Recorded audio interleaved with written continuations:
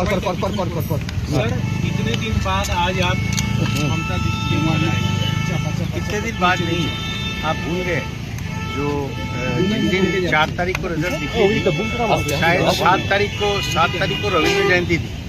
मैं खुद भी आया था, मेरी बेटी भी आई थी और हमने यहाँ पे गाना गा के गए।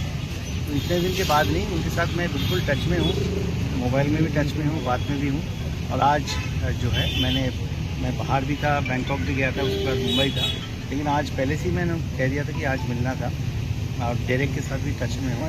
तो कोई ऐसी बात नहीं है।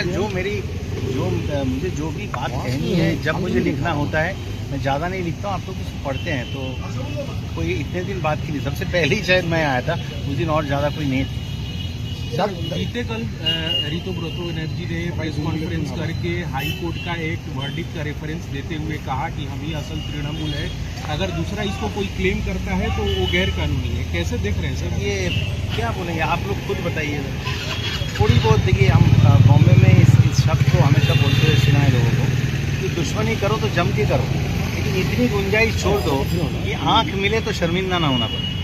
तो ये कैसी ऐसी बात कर सकते हो? उसको मैं जब मंत्री था राज्यसभा में कब से देख रहा हूँ, किस तरीके से सीपीएम से फेंक दिया गया, कैसे दीदी ने दिया। मतलब इनके बारे में कुछ कमेंट करना जो है वो भी मुझे वो नहीं लगता है।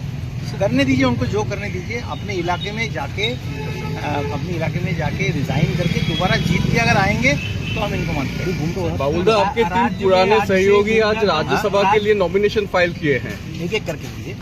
आपके 3 पुराने सहयोगी आज राज्यसभा के लिए नॉमिनेशन फाइल किए हैं, सुखेंद्र शेखर रॉय, सुष्मिता देव और प्रकाश सिंह बड़ाई। क्या कहेंगे? कुछ कहना नहीं है, ये तो उनकी अंडरस्टैंडिंग तो वो थी कि वो देखिए, जैसे शुरुआत में जैसे इन लोग दिखाने की कोशिश कर रहे हैं, जैसे न जाने कितना उनकी गुस्सा है, कितना उनका वो है कि वो पार्टी से रिजाइन है, लेकिन अंदर क्या साठगांठ चल रही है वो तो आंखों के सामने सब कुछ धीरे धीरे क्लियर होता जा रहा है। अब देखिए क्लियर हो गया कि क्या अंडरस्टैंडिंग हुई थी।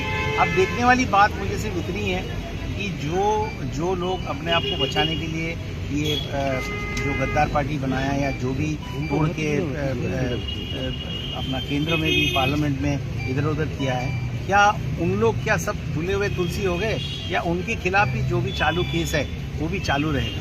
ये जो है हम सब के लिए देखने वाली बात है। ये मेरा कोई पर्सनल बात नहीं है। जो आम जनता को मिल रहे हैं उनके दिमाग में भी ये बात आ रही कि भाई एक हद होती है, मेरे ख्याल से उस हदों को भी पार कर दें। सर आज से राज्य में गुंडा दमन नीति जो बिल है वो लागू लग गई है, मैंने इम्प्लीमेंट हो गई है। सर क्या कहेंगे? बहुत अच्छी बात है। मैं पहले से भी बोल रहा हूँ कि जिन्होंने चोरी किया है, पहले कोई भी हो, वो जेल में let them go to jail, let them go to hell, वो बिल्कुल हो। और जो गुंडागर्दी करे उनके खिलाफ गुंडा दमन नीति हुआ है, उसका दुरुपयोग ना हो, लेकिन जरूर वो अच्छी बात है, होने की। दादा, आज कलकत्ता एयरपोर्ट की सेकेंडरी रनवे से जो मस्जिद है वहाँ पे आजान करना बंद कर दिया गया है, इस बारे में कुछ कहना चाहिए? नहीं, मैं इस बारे में, वो एयरपोर्ट अथॉरिटी की सिद्धांत है, और जो रनवे जो है उसके अंदर भले मंदिर हो, मस्जिद हो, अगर वो किसी वजह से कोई भी चर्च हो, कुछ भी हो, अगर वो एयरपोर्ट अथॉरिटी कोई डिसीजन अगर लेती है उसमें हमको कुछ बोलने का हक नहीं है। एयरलाइन सेफ्टी जो है वो बहुत इंपॉर्टेंट है, तो जैसे वो ठीक समझे वैसे। ठीक है, थैंक यू।